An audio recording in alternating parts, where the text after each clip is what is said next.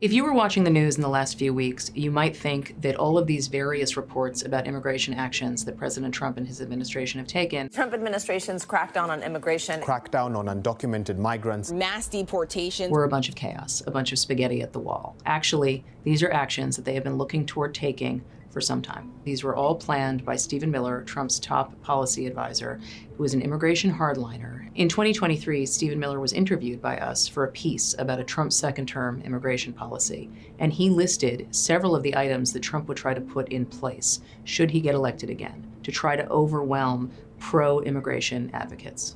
We are seeing many of those now. Stephen Miller and Donald Trump also liked the idea that they would have better chances with a federal judiciary that Donald Trump reshaped in his first term than they might have had 6 years ago. They believe that if they roll the dice and take their chances with judges, they will most likely have better luck than they did before, particularly with the Supreme Court, to which Donald Trump has appointed 3 justices. And so the goal with a number of these cases is to get it before the Supreme Court so they can adjudicate the matter.